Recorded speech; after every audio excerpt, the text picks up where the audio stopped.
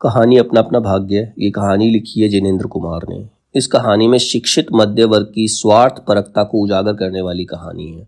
मतलब जो middle class लोग होते हैं, पढ़े लिखे मिडिल क्लास, तो वो कितने स्वार्थी होते हैं, उसको शो करने की कहानी है। गुलाम भारत की 20वीं सदी के नैनीताल शहर का परिवेश। मतलब जहाँ पर वो लड़का मिलता है, वो उनके हृदय में होता है हेल्प करे, लेकिन नहीं करते। ठीक है, तो जब भारत गुलाम था तो उस समय पे नैनीताल शहर का ये पूरा दृश्य है। और उसमें पात्र कौन कौन है, कैरेक्टर कौन कौन है। एक तो कथावाचक जो कथा सुना रहा है, और साथ में उसका मित्र, एक वकील है, और एक 10 वर्षीय बेघर पहाड़ी बच्चा है। ये 4 मेन इंपॉर्टेंट कैरेक्टर हैं।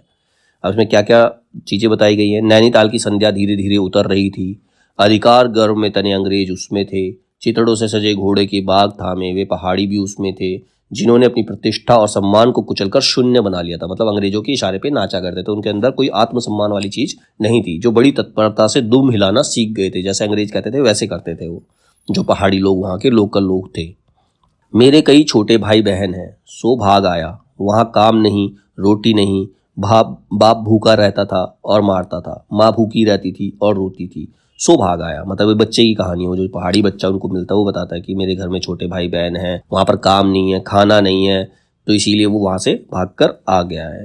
कह रहा मेरे साथ एक साथी और आया था, उसी गांव का था, मुझसे बड़ा था, दोनों साथ यहाँ आए। वह अब नहीं है क्योंकि उसकी मृत्यु हो गई है, जो उसके साथ आया था। मैंने कहा 10 का नोट ही दे दो। शक पकाकर मित्र मेरा मुंह देखने लगे। अरे यार, बजट बिगड़ जाएगा। हृदय में जितनी दया है, पास में उतने पैसे तो नहीं है। मतलब उन्हें दया आ रही है, लेकिन इतनी हिम्मत नहीं हो रही कि अपने पास से 10 रुपये निकाल कर उसको दे दें। तो जाने दो, यह दया ही इस जमाने में बहुत है। मैंने कहा पैसे देकर क्या हो गया, हमें उसको देख के फील हो रहा है यही बहुत है, इतना ही बहुत है, हम दया दिखा सकते हैं।